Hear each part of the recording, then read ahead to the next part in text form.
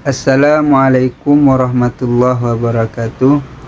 Baiklah para sahabat, bertemu lagi dalam kajian cerita Islami kita. Sekarang kita akan membahas tentang cerita anak durhaka kepada kedua orang tuanya.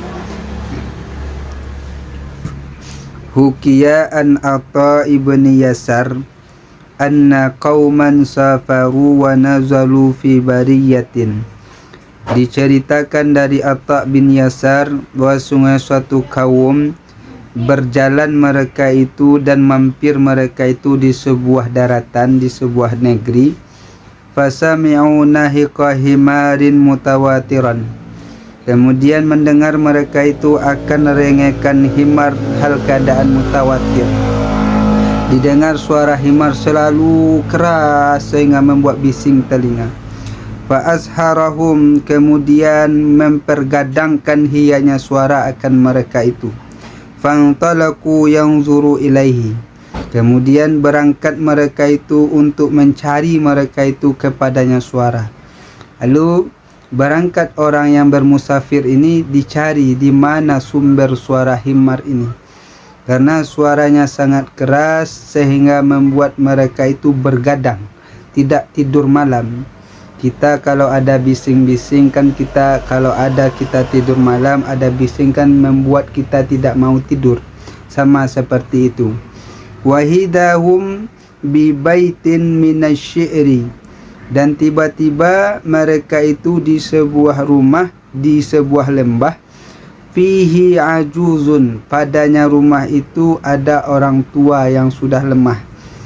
Faqalu lahu, kemudian mereka berkata baginya, perempuan atau orang tua tersebut bertanya, qad sami'na nahiqa himarin asharana, sungguh kami telah mendengar akan rengekan himar yang membuat kami bergadang. Walam nara indaki himaran, dan kami tidak melihat pada sisimu akan himar. Kemarin malam itu ibu, kami mendengar suara himar yang sangat kuat, sehingganya kami tidak bisa tidur malam karena suaranya begitu keras, membuat bising telinga kami, sehingganya semalam itu kami bergadang. Dan suara itu kami ikuti di sini sumbernya. Dan sekarang kami tidak melihat ada himar di rumahmu. Itu suara dari mana himar itu, wahai ibu? Faqalat lahum, maka berkata hianya perempuan bagi mereka itu, dzalika bni, itu adalah anakku. Kana yaqulu li ya himaratu, adalah anak tersebut berkata bagiku, ya himarah, wahai himar betina. Ya himarah, wahai himar betina, idhabi wa hakadha, pergilah engkau, menjauhlah engkau, seperti wahakadha, seperti itu setiap hari. Orang tua mana hatinya tidak sedih? Anaknya berkata ya himarah kepada orang tuanya. Sehingganya karena sering mengucapkan tersebut, ibu itu menjawab, fada'autullaha ayyusayyirahu himaran, maka berdoa aku akan Allah, akan bahwa menjadikan hianya Allah akan anak tersebut menjadi himar. Falidhalik, maka bagi demikian, ternyata ibu ini berdoa lalu memang dikabulkan oleh Allah Subhanahu wa ta'ala. Ini hati-hati kita para sahabat, agar kita berlemah lembut di hadapan orang tua. Andaikan orang tua itu berdoa kebaikan, akan dapat kebaikan kepada kita. Jika orang tua itu berdoa keburukan, dan itu pun akan dikabulkan oleh Allah Subhanahu wa ta'ala. Falidzalika lam yazal yanhiqu ila sabahi fi kulli lailatin. Oleh sebab itu senantiasalah anak tersebut meringkik hianya anak ila subuh fi kulli lailatin, sampai waktu subuh pada setiap malam. Di setiap malam Allah kabulkan dan anak itu berubah suaranya menjadi suara himar. Di setiap malam dia selalu meringkik bersuara merengek. Faqalu laha, kemudian mereka berkata bagi ibu tersebut, intaliqi bina, pergilah kamu, berangkatlah engkau bersama kami untuk melihat, mengantarkan kami kepada anakmu, linanzurahu, agar kami bisa melihatnya. Fantalaqu ilaihi, kemudian berangkat mereka itu kepada anak tersebut. Wa idza huwa fil kuburi, dan sampailah tiba-tiba ia di sebuah kubur, di dekat kuburan. Wa unuquhu ka'unukul himar, dan unuk kuduknya atau lehernya anak tersebut seperti leher himar.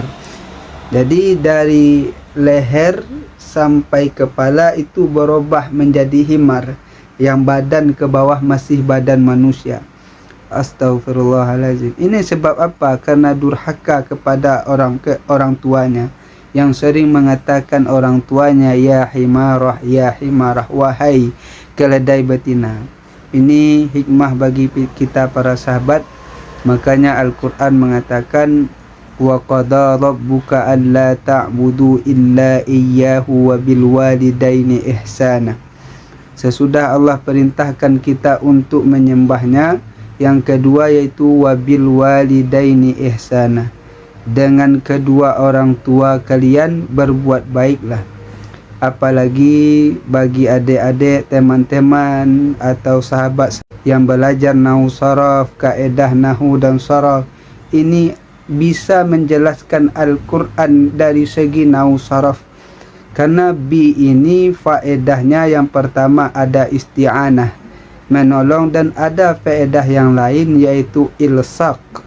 Apa itu ilsaq? Menempel, menandakan, memberi isyarat kepada kita memang kita berbuat baik kepada orang tua itu memang menempel, selalu menempel.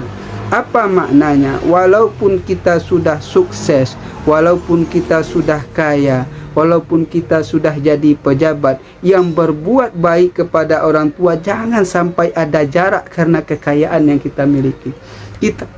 Kita harus selalu menempel setiap saat dengan orang tua, berbuat baik. Walaupun kita sudah punya jabatan yang tinggi, walaupun kita sudah punya harta, jangan karena harta kita menjadi berjarak dengan orang tua kita. Itu termasuk durhaka juga. Oleh sebab itu Al-Quran menjelaskan wabil walidaini ihsana.